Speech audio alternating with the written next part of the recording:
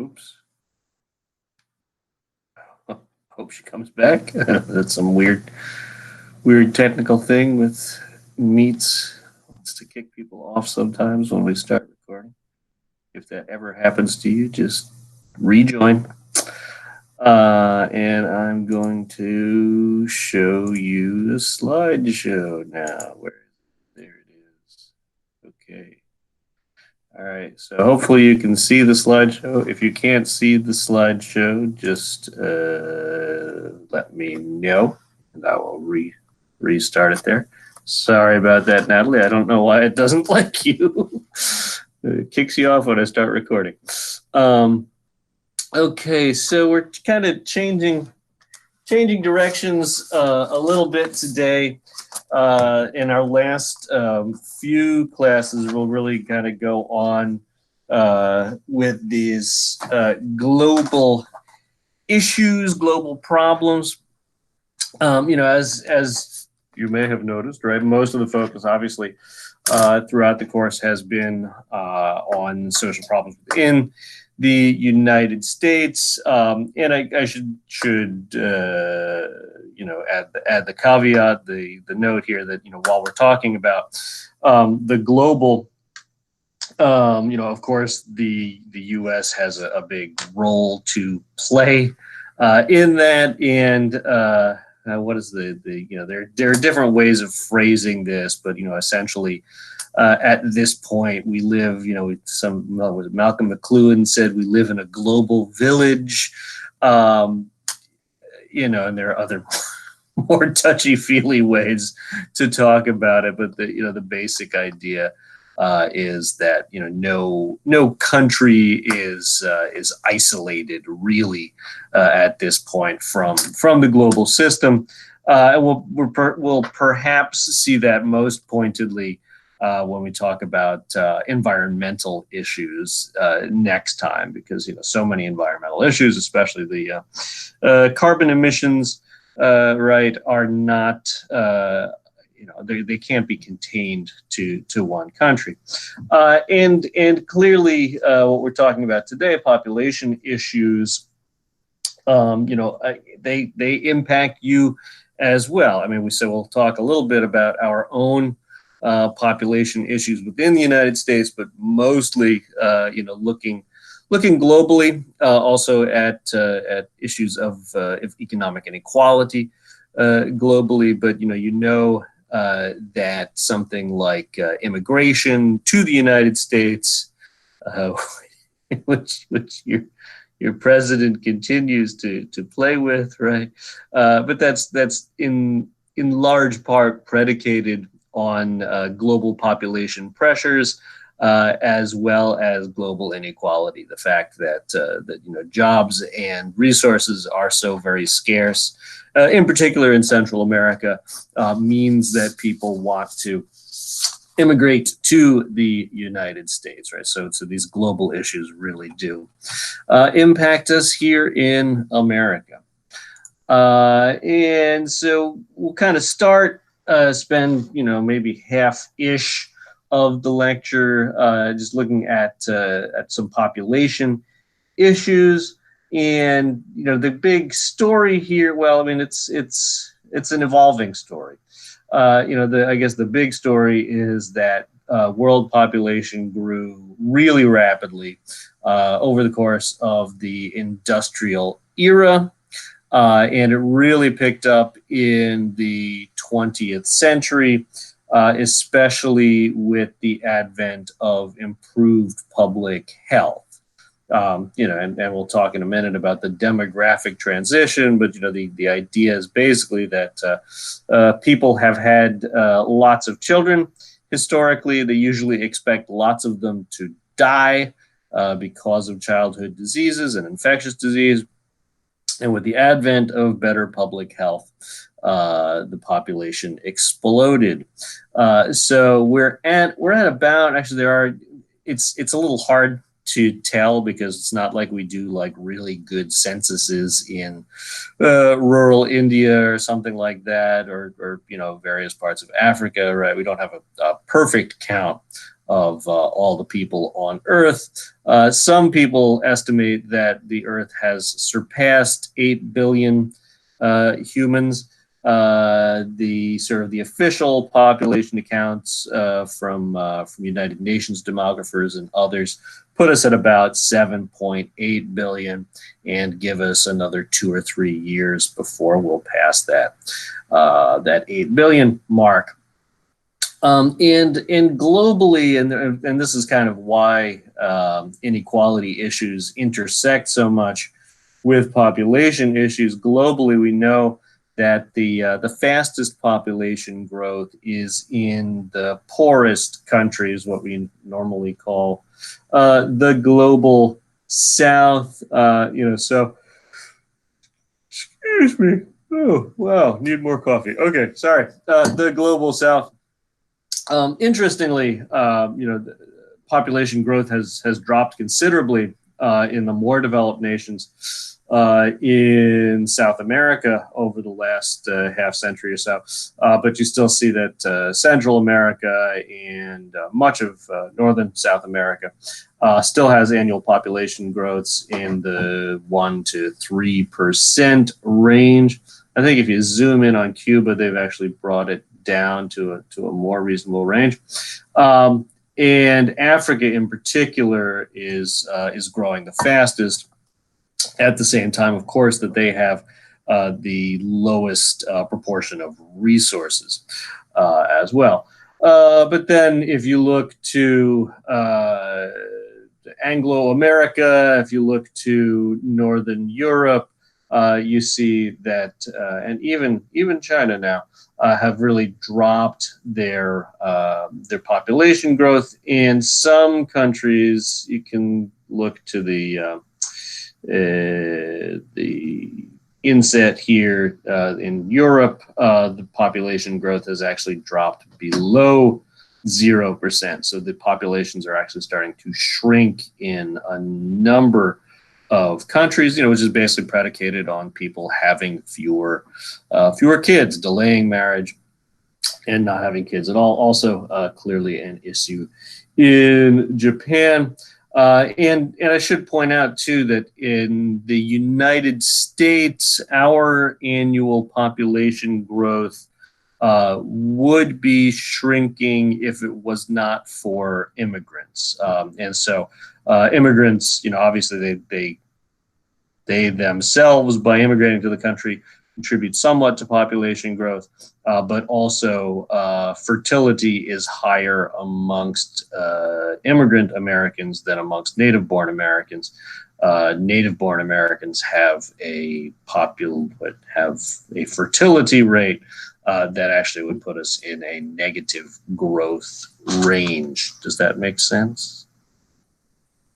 Okay, I think so. I don't see any questions. Again, as always, feel free to chime in if any of this doesn't make sense, or if I say, does it make sense? You can say yes. That helps me know that we're doing all right here. Okay, so theoretically, and you can actually see this with some natural populations like rabbits, lemmings, deer. Populations can grow geometrically, right? And this means that, let me change what I'm presenting to you for a moment here. Oops. Meet social problems. Stop presenting and present a new window here. Share. Oops. Let me clear this. All right. Just to give you an idea, and we'll talk about. By the way, if you go on to do demography at all, if you go on with sociology at all, you'll know that you'll learn that we focus mostly on women in demographic issues because women are the ones who can have the babies. And, we know that a woman can have, up to several children in her lifetime if 3 out of her, well, let's just say that 2 out of her 4 kids are women. Say that 2 out of her 4 kids are women. Then you think about if every generation does that, then by the 3rd generation, this one woman has, what is that, to 8 offspring. By the 4th generation, it's 16 offspring, and so on and so on. And this is what we call geometric growth. Again, we do really see that in certain populations, in natural populations, of like mammals and things, if they are unchecked. The issue with that, okay, let me change back to the slideshow. The issue with that is, of course, that at a certain point, you run out of resources. Or you, I should say, get to a point where you have too few resources to adequately support the population. This is the Malthusian theory of population growth and decline. So what would happen then is, here's the blue line is the population. As that grows geometrically, it surpasses the available resources, and what that leads to either potentially a check by public policy. So this is what the Chinese enacted essentially in the 70s and 80s by having a one-child policy. They were concerned that they were running out of resources for their people, so they instituted some very draconian measures to prevent people from having multiple children, which has led now to all kinds of other interesting unforeseen problems.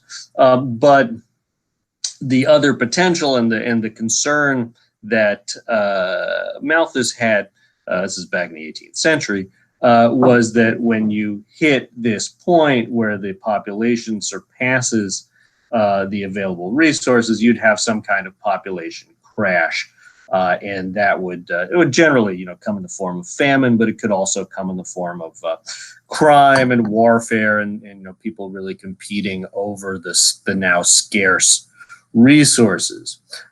This really has not ever come to pass in a real human population, mostly because we have been able, through things like the Green Revolution, to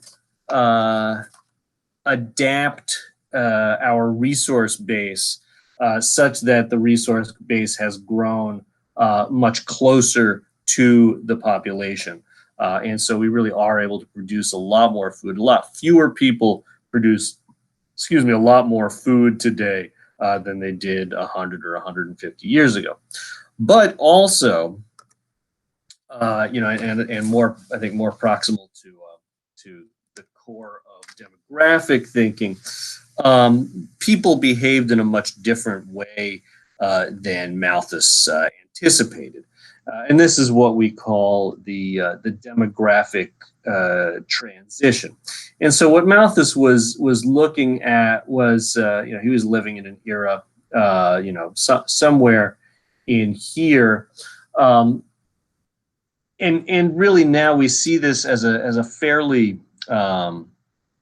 regular, reliable pattern across societies. So in the pre-industrial stage, like I said, people have a lot of kids because they anticipate a lot of those kids dying. So we say there's a high fertility rate and a high mortality rate. This is especially in these pre-industrial societies. There's not much in the way of public health and medicine. So people have a lot of kids because they're anticipating that a good number of those kids will not make it to adulthood. Then, and then this is really kind of the era that Malthus is more working in. In the early industrial era, the death rate begins to drop because of some basic public health measures, things like having sewers and sanitation. Even with a plague like the current plague, by the early industrial era, they had ways to make those less deadly. So quarantine measures have been around since I want to say at least the 16th century. You can read Defoe's Journal of the Plague Year, and he talks about a kind of similar thing happening to what's happening right now, where they quarantine people in their homes. Having that kind of organized governance really means that the death rate drops significantly during the early part of the industrial era. But where we see a lot of population growth comes from the fact that people don't change their norms about childbearing. So fertility remains about the same through at least the early part of the industrial era. And of course, these are pretty rough guides, and they happen at different times throughout different societies. So arguably, this is where, again, if you remember going back to this slide, the early industrial era is in essence where Africa is today. And this is not perfect. Obviously, the early industrial era in the 21st century for African countries is way different than it was for England and the United States in the 18th century, but we still kind of talk about it in these terms. But again, the point being, the birth rate hasn't declined yet, but the mortality rate is dropping significantly as modern medicine comes there, as sanitation, clean water come to those countries. And so you have essentially a population explosion. During the mature industrial era, which a lot of countries, again, all those red and pink countries on that world map, they have gone through this era where people, families, I don't want to say naturally, but socially adjust their fertility, especially as women join the workforce. Families have fewer kids, but I think the demographic story is more that families realize that their babies aren't dying, that you're not losing kids at young ages. Childhood mortality declines pretty rapidly here, and so people realize they don't need to have 4, 5, 6 kids in order to have a couple who survive to adulthood, and so the birth rate declines precipitously in this third stage, and then in this post-industrial era, we have this low fertility regime. So where the birth rate has dropped to the point where it's close-ish to the mortality rate. So population growth is either very slow, or again, as we see in certain countries, Japan, Austria, the fertility rate has dropped below replacement. Right? So the population actually begins to shrink as more old people die off than young people are born. And again, right, what's this predicated on? It's predicated on technological change, especially health changes. Eventually, the drop in the birth rate is tied especially to the availability of reliable birth control, but also there has to be a cultural change here. And it's interesting, I should say, this is true of the aggregate of societies, of what we call developed or post-industrial societies. There are still populations, though, within our society where the population growth rate is still something like here. And what that's based on is culture. So this is, and I can name a few, really, and what it comes down to is religion essentially. So like the Hutterites, also called the Hutterian Brethren. They go by a couple of different names. They don't believe in birth control, and they do really value having lots of kids. And so they had, at one point, they had their fertility around an average of 8 or 9 children per woman. And so that's really, a rapid growing population. And there are certain other evangelical Christian sects that value this, that are really growing their population. And some Orthodox Jewish sects as well. So if you go to, what is it, Putnam County, Delaware County, in New York State, you'll find these like huge Orthodox Jewish families. And again, what that speaks to is that there are cultures around having kids, and that culture really does impact population growth. Wanted to point out a couple of interesting things here.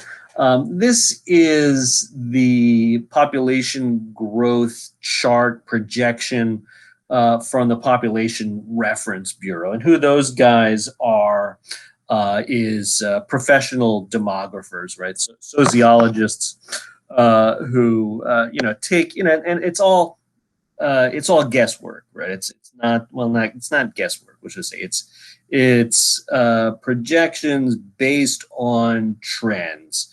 But any projection is just as good as the is only as good as the data that you put into it, and it doesn't it doesn't respond to unforeseen circumstances.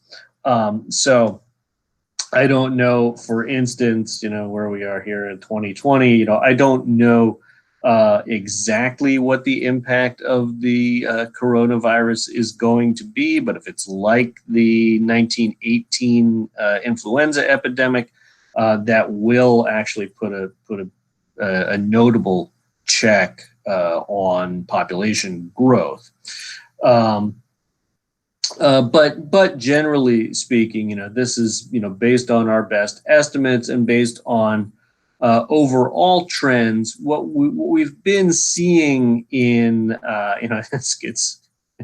it's all demography. It's very like what they're talking about with coronavirus. We've been seeing the curve flatten here over the last half century or so. So while population growth was incredibly rapid, peaking around the 1960s. In subsequent years, it's still obviously growing, but growing at a much slower rate, so that the projection by the Population Reference Bureau is that we will essentially hit, more or less zero population growth. We'll flatten the curve by around 2100. But this is sensitive to I guess you'd say fairly small changes in culture. So if women have half a child more, that's this darker green line, and that would mean that the population growth does not flatten out. However, excuse me, if we do have a global kind of change in culture where women in general have fewer kids, we could have a peak somewhere, in the next 20 years or so, and then the population would actually drop after that. I just wanted to show you this in comparison with what Mascionis shows you in the textbook. So he gives you this chart, which would lead you to believe what? I guess it would lead you to believe that the world population is exploding and it's got nowhere to go but up, and eventually the world will, you know, sink under the weight of the human race.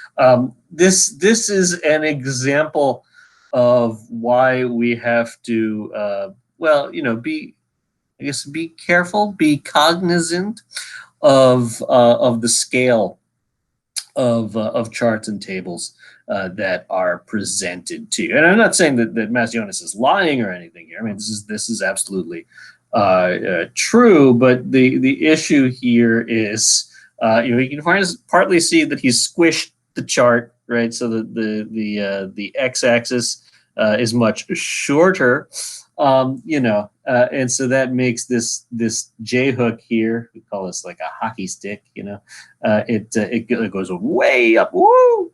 But also to pay attention to is, well, yeah, this the population in billions, going from 1 to 10. If it went from 1 to, you know, 50, it would look a lot less radical.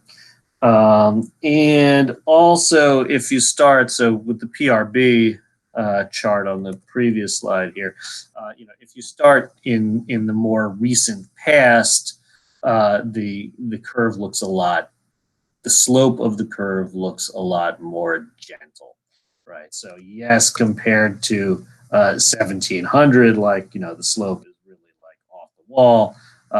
Again, again though here, the curve's a lot more gentle, and also look that they're, you know, they're including up to 18 billion, which again would be toward the very high side of their estimates. Again, what we really expect and what the best guesses are. And this is, you know, this is different. This has evolved over the last 50 years. So it was only, it was 50 years ago. Paul Ehrlich was a demographer, wrote this book, The Population Bomb, that became very successful. A lot of people were worried about, like, oh my gosh, the world is just, you know, it's gonna be Malthus, right? It's gonna be all of a sudden, you know, we're gonna run out of resources, we're gonna pollute ourselves to death. You know, over the last 50 years, the thinking has really evolved to the point that we don't think we're really going to have to worry about famines per se, at least from population growth, maybe from environmental change. But also would point out that part of the easing of this curve is due to demographers really, you know, advocating for a reduction in population growth. So some of this cultural change comes from social science interventions, and in particular, the spread of family planning by global organizations like the World Health Organization or UNESCO, saying, you know, look, you don't have to have as many kids, and we can give you the birth control to make that happen. So it is, it's partly just culture progressing. It's partly, you know, public policy really being directed at reducing population growth. But again, this is kind of a doomsayer's version of the chart, and I don't think it's especially useful for our current thinking, or that it really represents current thinking amongst demographers. Okay, so why is it a problem? You know, this is still certainly not to say that rapid population growth isn't a problem, and of course, it is specifically a problem within the developing world. And again, you know, the quickest population growth we see is tied to places that really can least afford more children. So the lowest income nations are the places where the population is growing the fastest, and that's especially, you know, just kind of calling back to the last lecture, it's especially in cities. So, you know, cities in Africa, the Middle East, South Asia, Asia are growing very rapidly. And part of that, like I say, is, you know, partly just a broad cultural phenomenon, partly that is tied to the lower social standing of women in these countries. And this is something, you know, again, we more or less see advance over time as we advance from agricultural through industrial societies to service economies. Women's work tends to become much more valued, and women become empowered. But to the extent that women aren't empowered, the lower the social standing women have, the more their identity is tied to childbearing and rearing, and the higher the fertility rates are in those countries. I also might mention here, there is a perception, I think it's echoed in your textbook still, that in pre-industrial nations, children represent a net economic benefit. And that's actually become something of a controversial position. So the argument here is that, well, if you're living in an agricultural society, you want to have as many kids as you can because you can put them to work like these 4-year-old boys who are hoeing in the cornfield. Other demographers, though, really doubt that position. This kid eats more corn than he's going to effectively plant. So that's the argument anyway. So really, it is more about a broader cultural valuation of children, and a concern that children may not survive. I mean, in some of these societies, they don't even name their children until their first or second birthday, because there is a sort of a thinking of, well, this is a non-person until it can sort of survive through all of the potential childhood diseases that face people in pre-industrial societies. And again, high-income nations like our own, like Japan, especially more, focus on Italy here, are at this zero. Excuse me. Whoa. Ugh, sorry. This zero population growth rate. Should note, just kind of a number to sort of have in your toolkit. The replacement level of children is 2.1 children per woman. And that is 2 because you need 2 people to have a baby, and 0.1 because it's a variety of things. That extra 0.1 might be somebody who goes off and becomes a monk or a celibate, asexual, partly because there are still, even in industrial societies, people who die before they are able to have children, right? So you need the 2, and then you need a little bit more, and that gets you to the replacement level. So that's a society that sort of steadily remains at the same number of people over time. So again, the U.S. is slowly growing, again, mostly because of immigrant fertility. But again, what we can see here from a chart like this, these are what we call population pyramids. They tell you the size of the population at different ages.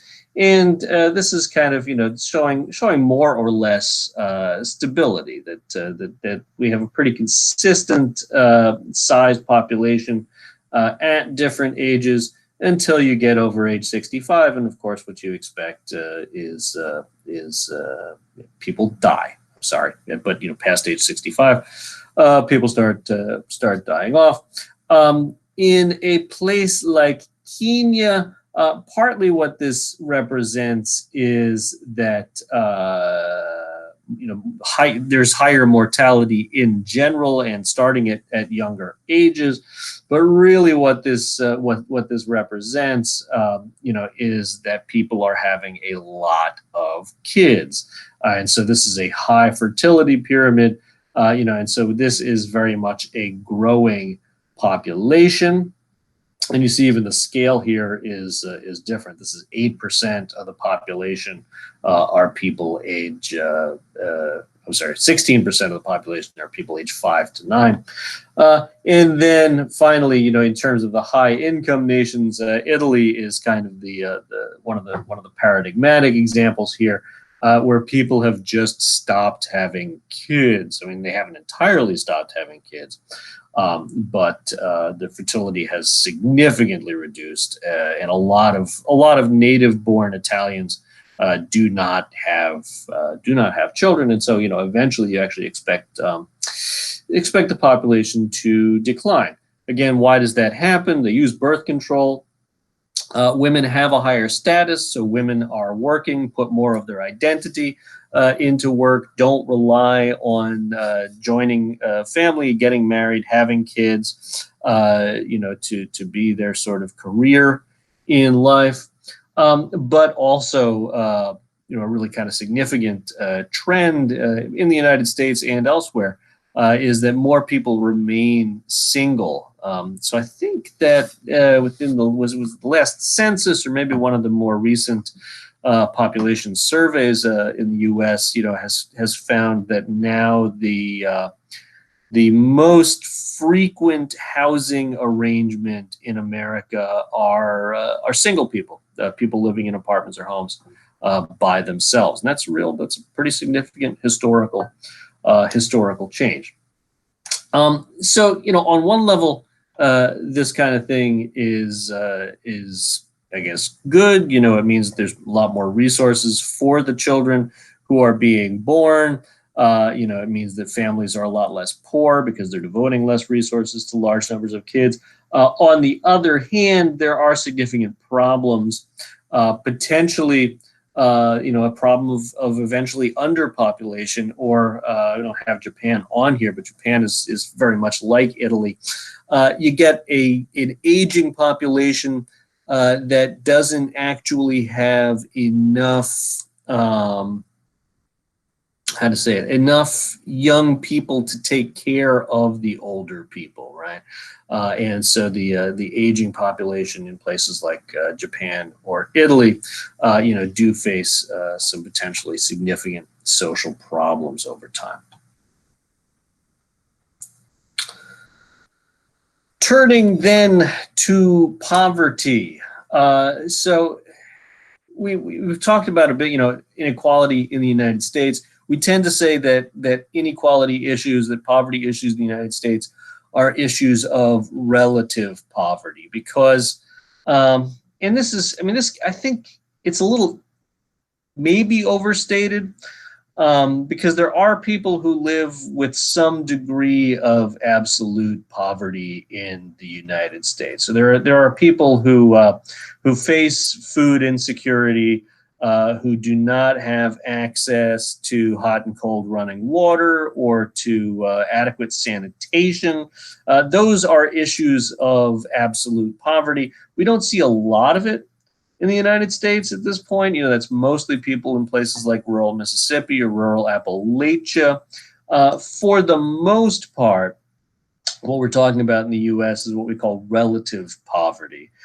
So the idea that there are some people who have very many fewer resources than other people. That tends to be the problem in the United States. And you know, you can be poor in America, and the vast majority of poor people in America have a roof over their heads, have decent access to food and running water and those kinds of things. But they're poor compared to the other people in their community.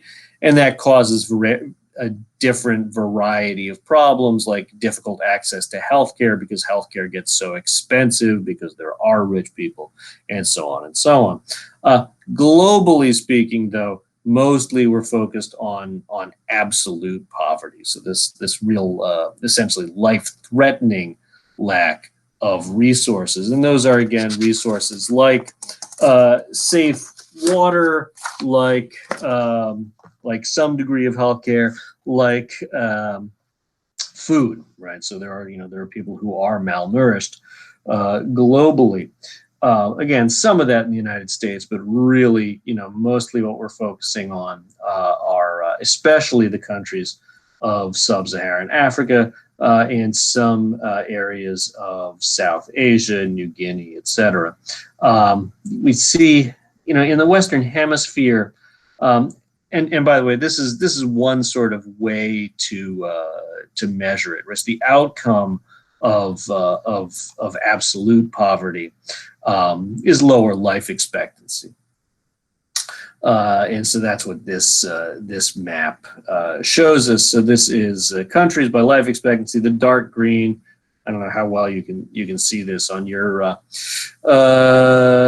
screens there, but the green is, let's see, the lighter green is like a life expectancy of like 72 to 75. The very darkest countries, so Canada, Japan, Australia, parts of Western Europe, their life expectancy is over 82 years old. But these red countries, again, mostly sub-Saharan Africa, the darkest red is life expectancies under age 55. And again, not much of that in the Western Hemisphere, but a little bit. So pretty sure this is Venezuela. Venezuela's been having incredible political problems, which have resulted in health and poverty problems. So their life expectancy is down in the 60s, and Haiti. Haiti is always much worse off than the norm, than the average. And again, that's about poverty. Really, it's about a lack of access to the basic resources that people need to survive. Of course, this is just sort of logically following from all the other things that we've been saying. Most of the least developed countries have the highest fertility rates and are these places that have the highest poverty rates. And so, of course, that means that a lot of these poor people are children. So, it gets to the point of, about 20% of the kids in low-income countries lack adequate nutrition.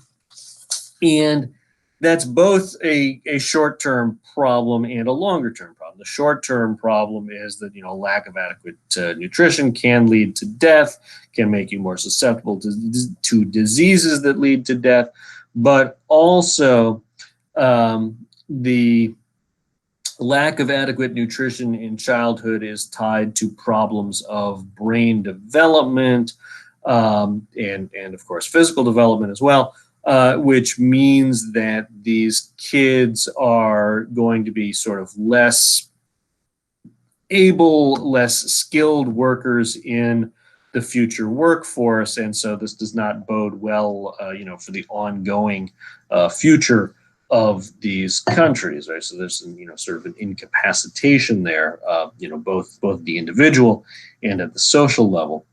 I should also point out, right, that this means that a lot of these kids are engaged in child labor, some of that illicit labor, in the drug trade, or sometimes, in prostitution, things like this, and to the extent that kids are being forced to work or lack access to schooling, it means that they don't get adequate schooling. And again, that doesn't bode well for the future of these countries, because we know that to advance as a nation now really requires some degree of education, and the better educated countries are the more successful countries in the long run. Of course, that's I guess not incidentally how certain countries like China have coordinated development out of this pre-industrial or industrial stage, towards a post-industrial stage, where really focusing a lot of resources on children and on education in particular. I've mentioned this a bit already, in terms of fertility, right? But women in these poorer countries tend to be at an increased disadvantage. Partly that is associated with culture. As countries develop, as people get more education, they tend to turn a bit away from really traditional, hyper patriarchal cultures. But this comes out in things like domestic violence, at higher abortion rates for female fetuses, because women in the society aren't valued as much. So we know, especially in China during the era of the one-child policy, if you could only have one child, people would abort a fetus if they found it was going to be a girl. And that's leading to, kind of these longer term problems where China has a lot more guys than women amongst their young people now.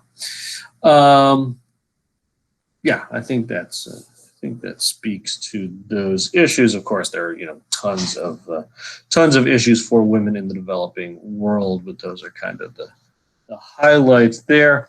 I do want to point out that global poverty is also associated with slavery on some level. On some level, this is the I don't want to say old-fashioned slavery. This is the sort of the slavery that you are used to from the American case, what we call chattel slavery, where people are actually owned by other people, and that people who are these kind of slaves, right, are used in prostitution and farming, domestic labor, and so on. There are instances in the Middle East where guys will sell their housekeepers to each other.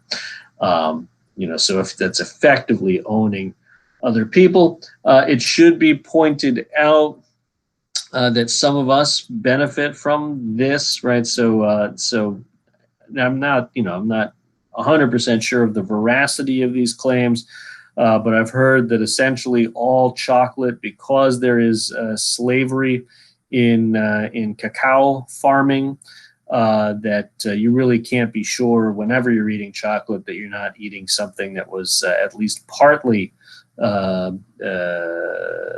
created by slavery. So in chocolate farming, in cotton farming, tomato farming in Florida, right? There have been some incidents where people were keeping Central American immigrants as slaves in the tomato fields here. Although, obviously, in the American context, at least, there is a legal framework where if authorities become aware of this, they will enforce, anti-slavery laws. That is not as true globally, and especially in poorer places. I should also note at some point, poorer places tend to be places where governments are more corrupt, or government officials are more corrupt, because police and officials get paid so little that they are willing to take bribes. And so that certainly factors into some of the reason that slavery can happen in these poorer countries. Also pointing out here, though, that there are these other kinds of slavery that are present in various countries. So state slavery is where political prisoners or prisoners of the state are used as laborers. So the DPRK is North Korea. North Koreans certainly do this. The Chinese do this to some extent. Again, we have some concern that some of the products that we use may be made by Chinese slaves, by Chinese prisoners who are required to work. And there is an argument also that even in the U.S. We use prison laborers as slaves. So you're required to pay.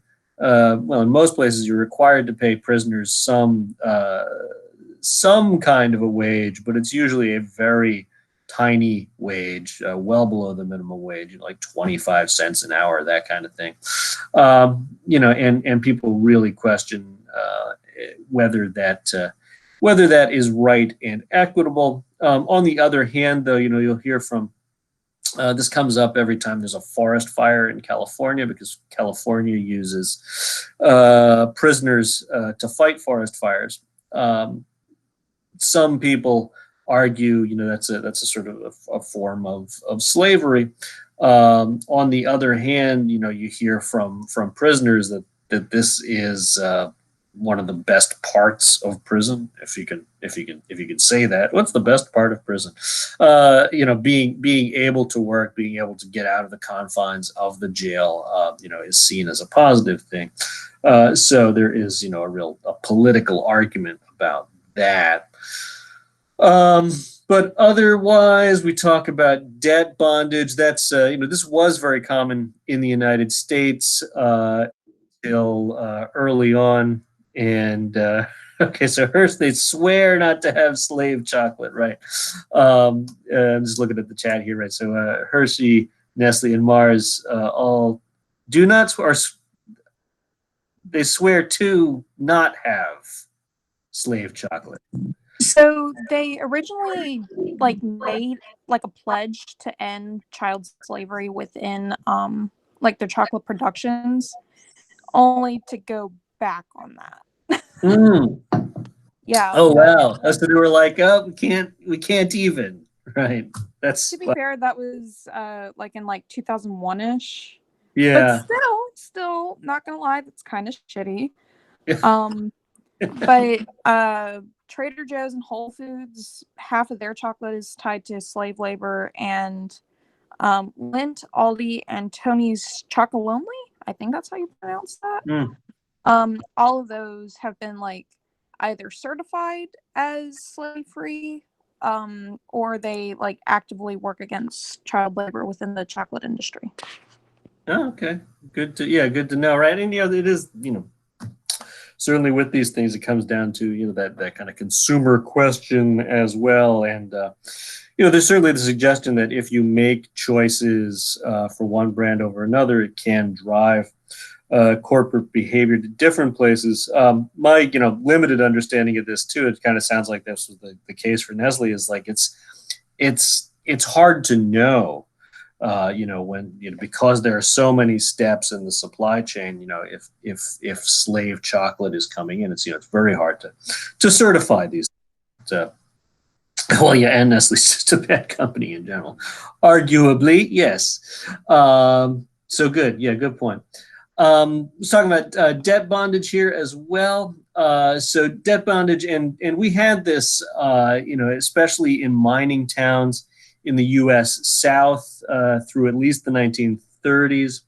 But sweatshops have this, other, farms have this throughout the world, where, you get into debt to your employer. So if you live in a mining town, your only source of groceries is your employer. And so you pay your employer, actually you go into debt to your employer because they tend to charge a higher than market rate for groceries or housing. And then you're in debt to them, and they don't allow you to leave until your debts are paid off. But of course, you just keep digging a deeper and deeper. Like indentured servants. Similar to indentured servants, but with indentured servants, at least the idea was that there was a period of indenture. So you work for us for whatever it was, usually I think 5 or 7 years, and then you'd be done. With debt bondage, you can just keep digging a deeper and deeper hole of debt. Child slavery, unfortunately around the world, parents will sell their children to other people, in part because, and sometimes this is, I think we do believe that this is sort of innocent sometimes, where they're selling their kids or giving their kids away because they're promised that the kid will have a better life. In places where families are very poor and they have multiple children, it makes sense, to have somebody else raise the child. But unfortunately, frequently those children just end up in slavery, in things like mining, or unfortunately often in prostitution in Southeast Asia. I know some of our human development folks here are working on those issues. And then, perhaps a somewhat controversial point for some people, but the idea of servile marriage in countries, again, with sort of extreme patriarchies. Women really, do not have much in the way of freedom and are essentially slaves to their husbands or to their husband's family. As we see this, even, for example, in very traditional Hindu families, the wife is expected to move in with the husband's parents and family, and often really are forced to do most of the housework. And is it working? Is that right? Yes. Okay, that's right. So structural functionalism. This is really kind of more speaking to, why is the world as unequal a place as it is, and maybe I didn't, frame that as well as I could. It's really kind of a radical thing that you guys and me, we can sit here in our air-conditioned homes or offices with computers and access to all the knowledge that humankind ever accessed, while somewhere in Indonesia there's a child picking cacao, barefoot, with nothing at all. How do we make sense of a world that exists in that way? There are certainly very different, theoretical and political positions, but I would say as well that to some extent there's an overlap there. I mean, how we theorize these things can really impact how we feel politically about these issues. So structural functionalism, I would say, is more, or at least modernization theory specifically, is more aligned with a more kind of conservative take on global inequality. And this modernization theory really suggests that those kids, and again, it's not unlike the history of Western Europe or the United States. Kids in America, helped their parents farm. Kids in America, did do. Excuse me. If you do the research, you do the genealogy on your family, you may find, you go back to, a census from 1880 or 1900, and you'll find that, your great grandparents, as children, were working in mines in Pennsylvania. We went through that era ourselves. And modernization theory really argues that, essentially you have to pass through those different stages in order to become like America or like Western Europe. And so it proposes that there is, this series of stages from a traditional stage where people are working in agriculture and extraction, where religion forms kind of the base of culture, through a takeoff stage where industrialization begins, and then call it the drive to technological maturity, which I guess would have been, over the course of the first half or so of the 20th century for us, as factories get modernized and safer and more productive and more efficient. And then eventually the stage that we live in, which is this happy stage of mass consumption, where we have enough resources and adequate production that most of us don't have to work in those kind of industrial jobs. And most of us can eat chocolate bars all day and watch YouTube or something. Right, so the era of mass consumption. The modernists really argue that nations have to pass through each of these stages in turn. Maybe they can kind of make a jump. So Singapore made the jump, from the traditional stage to technological maturity pretty quickly. But generally speaking, this is how modernization works. And I would point out too that this drives a lot of global policy making. So to the extent that we have global policy bodies like the World Bank, the UN, the IMF, they kind of see this as the paradigmatic way for countries to advance. So if you want to if you're a World Bank official and you're looking at Kenya or Botswana or something like that, you want to help them, you want to get them to modernize. You're not going to give everybody iPhones or something like that.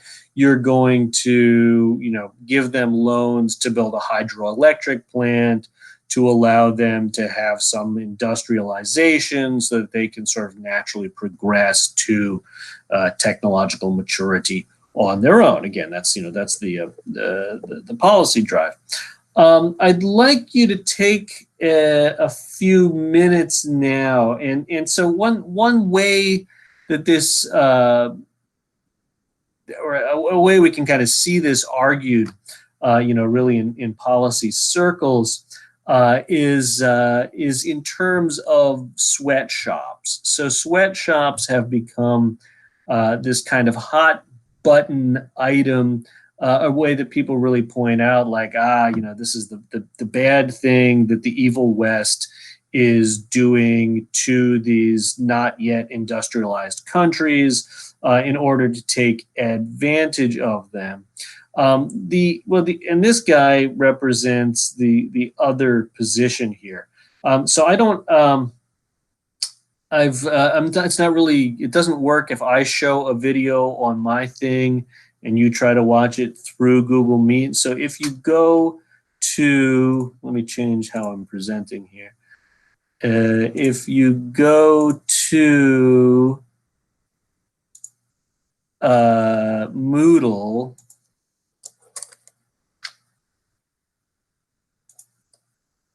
on our course page here, I gotta log in. All right, so where are we? Social problems. You go to social problems for this week. You'll see down here this libertarian view on modernization. So yeah, take 7 or 8 minutes. It's a 6-minute long video. I'll give you a couple extra minutes to get there and get out. But please, watch that video on your own. And then I'll talk a bit about that when we come back. Okay, so do that now, please.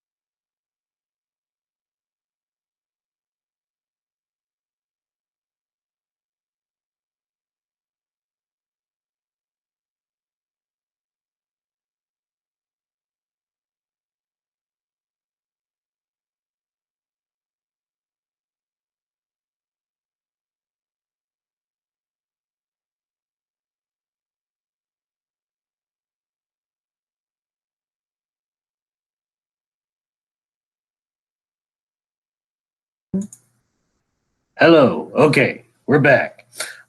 So, I don't want to present him, Dr. Brooke, as the voice of reason necessarily. But to show you that that is one position on this, and that he really represents the modernist, or a version of the modernization theory. Do you know the arguments, I guess, against that? Well, I don't know. I don't know if this format works very well for these kind of discussions. Clearly, what he is arguing against here, and there's that poor hippie kid in the audience who apparently raised the question. Are people who say, like, you could skip stages, or there are other people who say, in terms of, like, globalization and free trade, why not build in wage guarantees or something like that, rather than paying $3 a day, saying, okay, Apple should have to pay kids whatever amount of money. Well, not just hopefully not children, but people something like a living wage. But clearly, the position that he is taking there, in terms of arguing in favor of sweatshops, is the modernizationist theory, and also you should note, I mean, that is in terms of global public policy, I would say a fairly ascendant. I mean, these are the folks who are in charge. People who think like this are in charge at the IMF, the World Bank, UN, etc. In charge of development. Whether you might want to cushion that with some aspects of socialism is a different question, but a related question. I would argue Yeah. that capitalism maintains inequality, and that capitalism is built on inequality and being able to require people to take the opportunities that they have because it's all that they have. Though I think that to challenge this guy in the video, I think that given I don't know, like, what's the I guess the alternative he's saying is, like, giving people handouts, though I think that you also have to consider that person's, like, quality of life and the subjectation that like, what you're subjecting them to and the opportunities that you're limiting them to. I think, like, kind of counter that it's based off of, like, hard work, but I think that, like, yeah, hard work will come when it's the only option. I don't know. Yeah. Well, that is arguments. I just don't think that it's very, like, humanitarian. Well, yes. That's not even the argument that he's making. What he's saying is if you force them to pay, if you force the company to pay a wage that is too high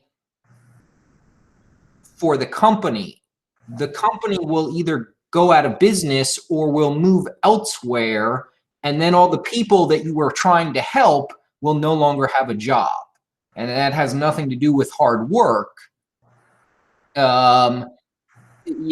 It's just, it happened in this country. I forget the exact law, but they'd done stuff like, you have to give all full-time employees health insurance. So they said, okay, we're not going to have any more full-time employees, or we're going to cut full-time employees by 70% or whatever the case is. because we can't afford to give everybody health insurance. So his point isn't that it's hard, it doesn't have anything to do with hard work. It's that by demanding an improvement, in many cases, you're actually causing a backslide. Right. Understandably. And I agree. And I understand the way that the free market system works. I just think that I guess it comes down to how you measure success in terms of maybe limitless profit or like exponential profits, or more of like a steady kind of earning. I understand that the company will like make cutbacks when their profits decrease. So I think that kind of like it all does play into the capitalistic structure. I guess the argument that I'm making is that like this all makes sense based on the structure of capitalism. The structure of capitalism might not provide for quality of like adequate quality of life, though given the kind of free market system that we do have, I agree that like that structure doesn't work. I don't know if that makes sense. Yeah. Well, and you got to remember too, what does socialism or what does an alternative system mean? And he's right that the way that socialism historically played out in China was famine and that kind of thing. So given the systems that we have, at least want you to think about this position, and of course, right, there is plenty of counters, both politically and theoretically. So just kind of running quickly through a few things here. The various conflict theories are kind of against that idea. So the world systems theory is arguing that yes, we are exploiting the Chinese or the sub-Saharan African countries, through capitalism, right? We're more or less, stealing their resources, and if it wasn't for rich multinational firms that could extract those resources, then the countries might get a better return. But yeah, how to structure it alternatively, I'm not sure. Right. So this is largely based on history, and that's kind of also part of the issue here, is that we can't imagine necessarily an alternative history because this is the real history. The real history is that these countries were very directly exploited by the West under colonialism, in often pretty horrific ways, which left behind really inadequate bureaucratic and governmental structures in a lot of cases. In some cases, not so much, though, right? So, like he talks about, everything's great in Hong Kong. Everything's great in Hong Kong in part because the way that the British administered that as a colony was a fairly, relatively humanitarian, relatively advanced way.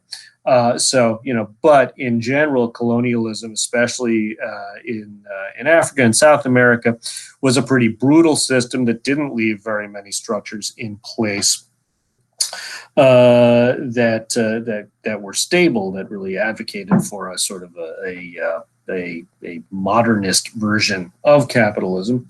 So the conflict theory theorists like Wallerstein, really argue that we're now in a neo-colonial phase, that Apple essentially is acting almost as a colonial body when they depend on resources and workers from these other countries.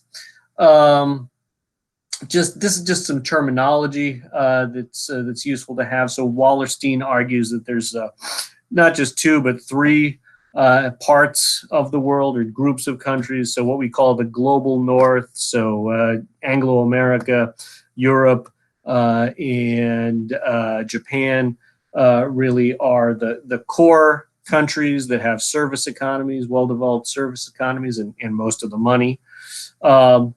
The peripheral countries are countries where we extract resources from. So, these are tin miners in the Congo, I think. That's a peripheral economy. And the semi-peripheral countries are the countries that sort of process that stuff, that have a better developed governmental and educational system, but that are still subject to some degree, arguably, of exploitation.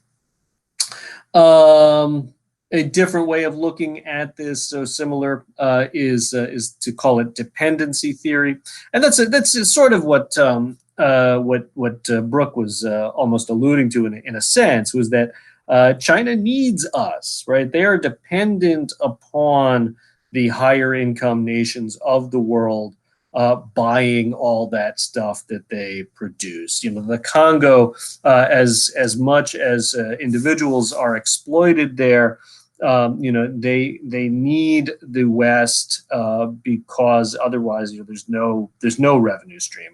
Without the West, or the global North, as it's often called now, then there's no revenue stream coming in, and everybody goes back to being a subsistence farmer, something like that. And yeah, we've talked a bit about these politics here, right? So that, again, generally the conservative perspective is let the market do things. Capitalism is, as Brooke was saying there, capitalism is the system that has given people, more prosperity than any other system. So if you just let free markets work, then people will be brought out of poverty. And the statistics that he cites, by the way, are correct. Generally speaking, more people have been brought out of poverty in the last half century than at any other time, and that has happened largely through capitalism. Even things like sweatshops, and again. If we do the historical comparison, we did go through our sweatshop stage. My grandfather was a shirt cutter in a shirt factory, and it was, a hell of a business. He was a hell of a hard worker, and died kind of young, probably in part because of that kind of work. But maybe it's arrogant of us to say that other nations shouldn't have to go through that, or that it's improper. Liberals in general, right, are saying we should allocate increasing resources to the poor. So things like forcing firms to pay a higher wage globally, or giving foreign aid, right? But as Brooks, Brooke rightly says, when in a lot of cases when we give foreign aid, I forget what there's a term for it, that a not insignificant portion of foreign aid does end up being siphoned off by corrupt government officials. Although there's certain studies that say that, some people think it's really significant, some people say it's really not that significant a portion. So this is really, again, a political debate here. And right, ensure that wealth growth in developing nations also benefits the worse off. And this is, it's more a point about the internal politics of a place like Indonesia or China, where you have these sweatshops. I don't know how much attention you're paying to the Chinese these days, but there are a burgeoning class of Chinese oligarchs, of extremely rich Chinese people, while there are still very many people who are earning less than $1 a day, who are living on subsistence farming. It's very much not the the sort of communist state that we may have been taught to believe that it is. Right, wealth redistribution is not really happening very much in those places anymore. social movements, clearly, excuse me, there are movements that are really focused on global inequality. I should say, right, there are issues around population as well. That tends to be more in the center. So, looking towards the left, you have groups like Oxfam that try to end poverty and hunger in developing nations. I think more towards the left even is the anti-globalization movement, which is really actually a pretty hard movement to track. It's sort of made up of many kind of small groups of people. It's one of these groups that's kind of organized over social media, but so there's a little formal organization, but basically what they're against is global free trade. They see global capitalism as being inherently exploitative, and so they protest things like, well, on the right, the IMF, the World Trade Organization, the World Bank, which are these free market organizations, these capitalistic, really banking organizations that make loans to low income nations for development projects. Interestingly, I would say, in the 80s and 90s, these loans tended to come with a lot of conditions that meant a lot of hardships for people in these countries. So, like banning countries from subsidizing energy, that sort of thing. In recent years, those conditions have softened quite a bit, and I don't know if if we could argue that that's because of the anti-globalization movement or other forces there. And then in the center, the UNICEF is the United Nations Organization for Kids, the Population Council, the United Nations Pop Fund. Really, they're pushing for family planning, sustainable population growth, lowered population growth in those places that are growing more rapidly, because the understanding there is that the fewer kids you have to care for, the better lives that you can give them. And I think, that's about all for today. So, again, in the broadest strokes, right, the global population is continuing to grow, and in places where that's happening the fastest, obviously that has some fairly negative effects on people's lives. Right now, COVID-19 changes the equation for so many things. And so clearly that is going to have some impact on global population growth, whether it's as significant as the impact of things like the 1919 flu, remains to be seen. Obviously, wealth is unequally distributed. So the haves have a whole lot, and the have-nots got barely nothing at all. But as again, people like Brooke point out, the rising tide seems to be lifting all boats at least a little bit. The question, and this is really the political question, is what's enough, right? Are the poor getting enough? And then finally, I just kind of put this out there generally.